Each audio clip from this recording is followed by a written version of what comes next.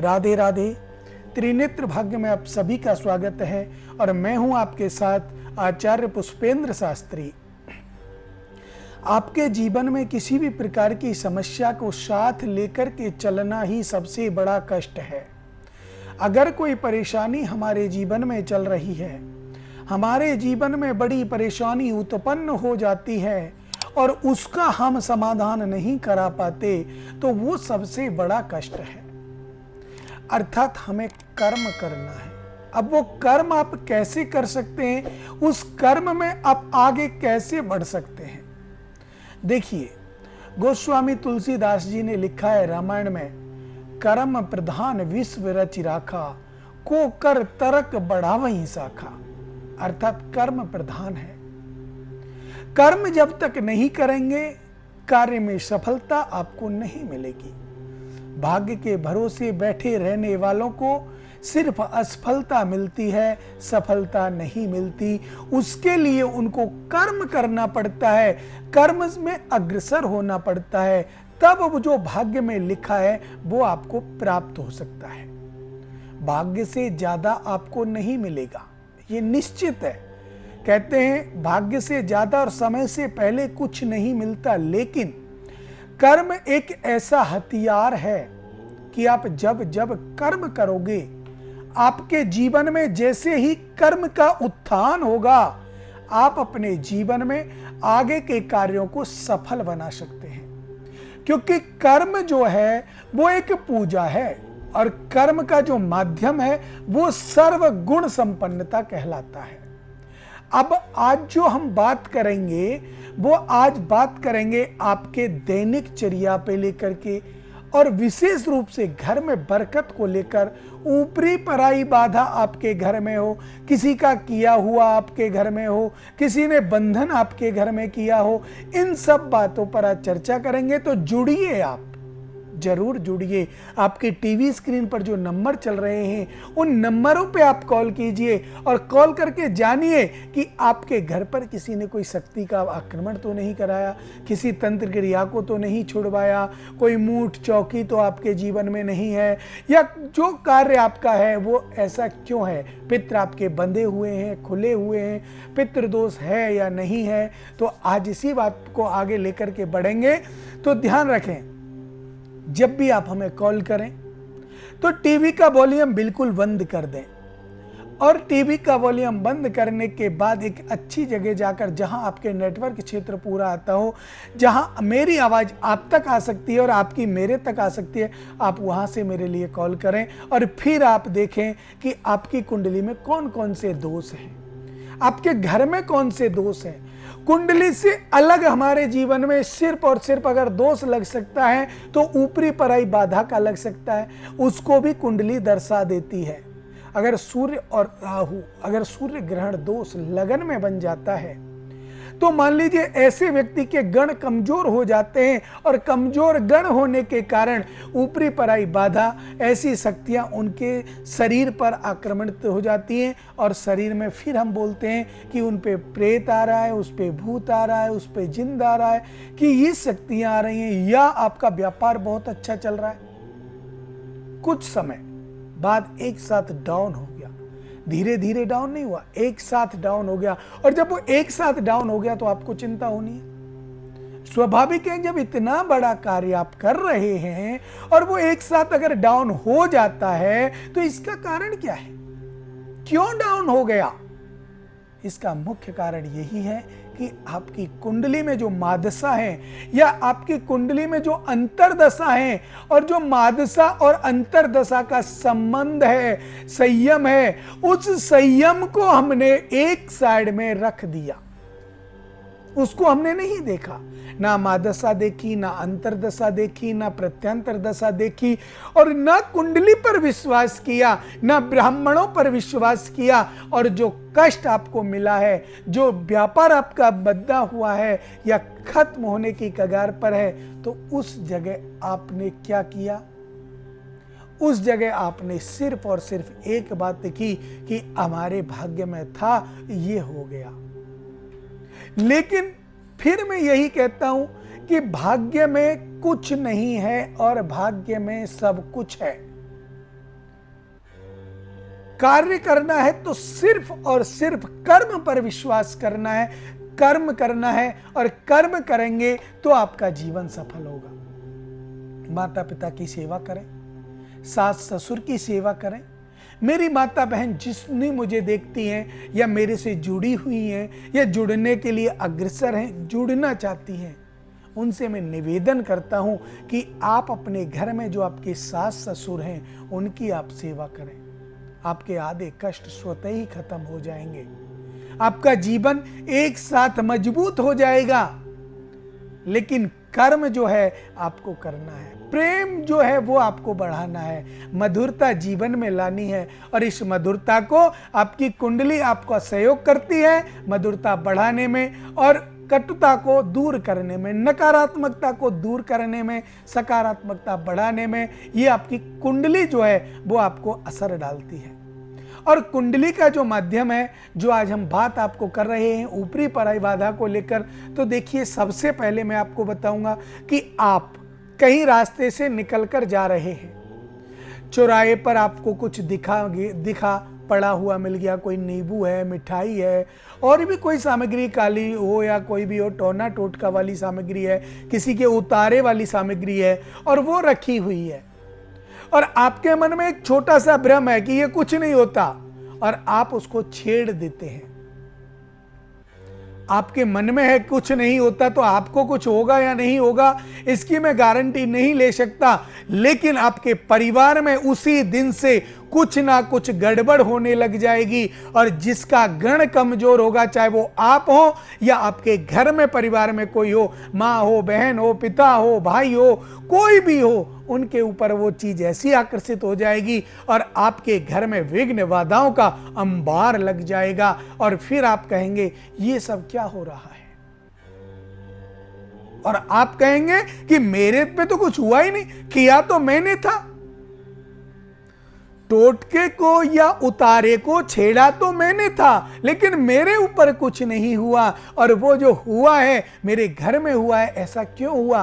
क्योंकि मैं पहले ही कह चुका हूं, जिसके गण कमजोर होते हैं उन पर ये चीज जल्दी से प्रहार करती हैं, आक्रमण करती हैं। तो जो आपके जीवन में ऊपरी पराई बाधा का साया है उसको आप दूर कराएं। कोई नजर का साया है, व्यापार का बंधन है, कोख का बंधन है, संतान नहीं हो रही है, आप निश्चित संपर्क करें।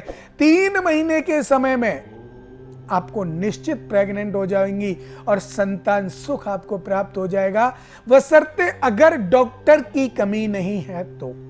मेडिकल चेकअप आप अगर करा चुके हो और मेडिकल चेकअप में कोई कमी नहीं आई, तो ऐसे बंदों के अगर संतान सुख नहीं मिल रहा है तो एक बार सेवा का मौका दें और आप देखें 3 महीने के अंदर अंदर आप प्रेग्नेंट हो जाओगे और आपके जीवन में कुछ समय बाद 9 मंथ बाद सुखद परिवार आपका हो जाएगा, संतान आपके सामने होगी, आपका जीवन लक्ष्य एकदम मजबूत हो जाएगा और जिस चीज की आपको चाह है वो आपको मिल जाएगी, मन की प्रसन्नता हो जाएगी। प्रणतानम प्रसिद्धा त्वम देवी विश्वस्त हारिणीम तारिणीम दुर्ग संसार सागरस्य कुलोद्भवाम। इस मंत्र का आप प्रतिदिन 1 माला जप कीजिए, प्रतिदिन 1 माला, 7 मिनट का समय लगेगा आप लोगों को। हम लोग इस मंत्र को 5 मिनट में 1 माला कर लेते हैं, आप लोग इस मंत्र की 7 मिनट में माला कर पाओगे और धीरे धीरे करके आप भी 5 मिनट में कर लेंगे। लेकिन मंत्र शुद्ध होना चाहिए और जब इस मंत्र को आप बोलते हैं तो आप याद रखिए कि कोई भी कार्य आपका बिगड़ेगा नहीं, सभी कार्य आपके सफल होंगे, चाहे वो संतान को लेकर हो, शादी को लेकर हो, मन की जो प्रसन्नता आपको चाहिए वो प्रसन्नता आपको मिलेगी, आपका जो दुख है वो आपसे दूर जाएगा। मंत्र है, दोबारा बोल रहा हूं, अगर नोट करना है तो नोट कर लीजिए। प्रणतानम प्रसिद्धा त्वम देवी विश्वस्त हारिणीम त्रिलोक्यवासी न मिंडे लोक का नम वरदा भवा। किसी बहन की या भाई की कोई भी समस्या हो, संतान सुख की लेकर के समस्या हो, तो सर्व बाधा विनिर्मुक्ता धन धान्य सुतान्विता मनुष्यो मत प्रसादेना भविष्यति न संशया। इस मंत्र का जप करने से, नवरात्रि में 1.25 लाख जप करने से निश्चित रूप से संतान होती है। 101% संतान होती है। मंत्रों की सिद्धि और मंत्रों की शक्ति अगर आप समझ जाएंगे, लेकिन होती कब है, उसमें आप नियम से पूजन करें, नियम से संकल्प लें, नियम से मंत्रों को शुद्ध बोलें और शुद्ध उच्चारण जब आपका होगा तो आपको प्रभु आपके सामने आकर के आपको आशीर्वाद देने में प्रयत्न हो जाते हैं। मंत्रों में ये शक्ति है। किसी मेरे भाई की शादी में विलंब है तो मंत्र बोलिए, पत्नी मनोरमाम देहिम मनोवृत्तानुसारिणीम तारिणीम दुर्ग संसार सागरस्य कुलोद्भवाम। इस मंत्र का 1.25 लाख जप नवरात्रि में कीजिए।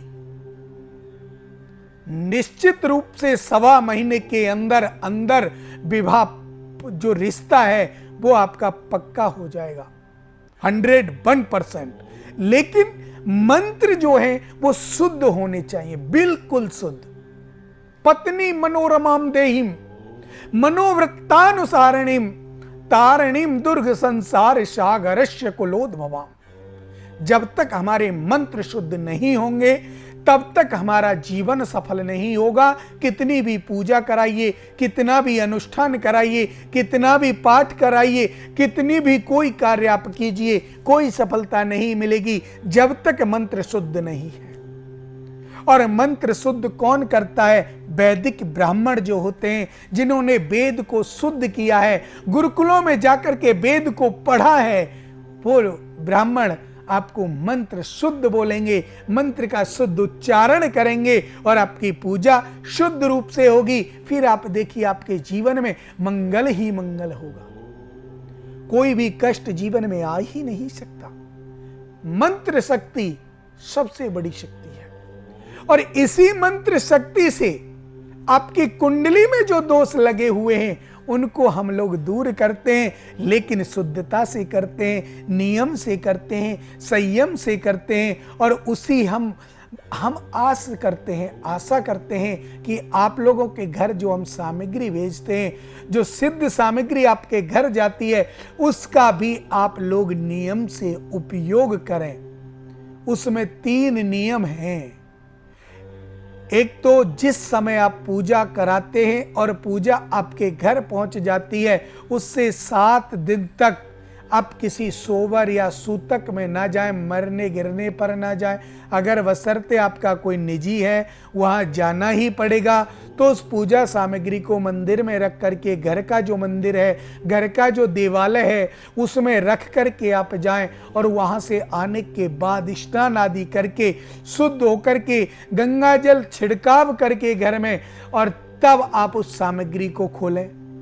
उसके बाद उसमें एक नियमावली लिखी होती है, उस नियमावली को नियम के अनुसार आप देखें, शुद्ध रूप से पढ़ें और उनका आप अभ्यास करें, और जब आपकी समझ में आए तो उस कार्य को करें। देखिए, व्यक्ति के मन में बहुत संशय रहता है, कितना खर्चा होगा, क्या नहीं होगा, कैसे पूजा कराएं। उस चीज़ को आप बिल्कुल भूल जाइए। आप डॉक्टरों के पास जाते हो, आप कोर्ट में वकीलों के पास जाते हो, कोई केस हो जाता है, कितना पैसा खर्च होता है, डॉक्टरों के इलाज में कितना पैसा खर्च होता है। लेकिन अगर आप इन उपायों को करें तो उनकी दवा भी लगेंगी। आप इतना पैसा खर्च करते हैं फिर भी दवाएं नहीं लगती, और जब आप पूजा कराते हैं तो दवा भी लगेंगी, दुआ भी लगेंगी, और निश्चित रूप से कार्य आपका सफल होगा। तो ध्यान दीजिए, अपने जीवन में अपने कार्य को सफल बनाने के लिए कर्म प्रधान है, कर्म करना पड़ेगा। बिना कर्म किए आप कुछ नहीं कर सकते, क्योंकि कर्म जो है वो आपके जीवन को संभाल देता है। कर्म का जो आगमन है वो आपके जीवन को संभाल देता है। तो कर्म करना आपका लक्ष्य है। बात कर रहे थे ऊपरी पराई बाधा को लेकर। मैंने देखा है हमारी माता बहन अपने अपने घरों में जब रसोई बनाती हैं, रसोई बनाने के बाद थोड़ा आटा बच जाता है, शाम को रसोई बनाई, आटा बच गया, सुबह रसोई बनाई, आटा बच गया, क्या करते हैं? आप उस आटे को ना बचाएं। जो आटा आपने लगाया है उस सारे आटे की आप रोटी बनाएं। अगर रोटी बच जाती है उन्हें आप गाय को दें, कुत्ते को दें, किसी को भी दे दें। लेकिन आप क्या करते हैं? आटा बच जाता है, उस आटे को आप फ्रिज में रख देते हैं और जब कभी भोजन बनाते हैं, जैसे सुबह का आटा रख दिया, शाम को भोजन बना लिया, कोई दिक्कत नहीं है। लेकिन शाम का आटा अगर आप रख देते हैं और सुबह फिर उसका आप भोजन बनाते हैं तो वो भोजन दूषित होता है। ये ध्यान रखना।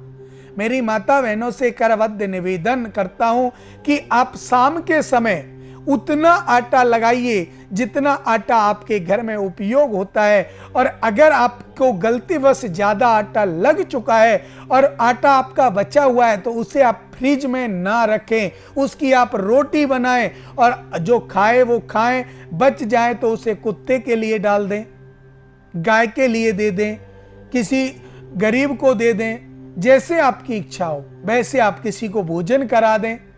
लेकिन उसी समय अगर आप रोटी बासी करेंगे कि इसको सुबह किसी गरीब को दें तो ऐसा बिल्कुल नहीं चलेगा। आज आपने रोटी बनाई, अभी अगर कोई आपके आसपास में ऐसा जिसको भोजन की जरूरत है उसे आप दे दें, अगर आपका बचा हुआ है तो।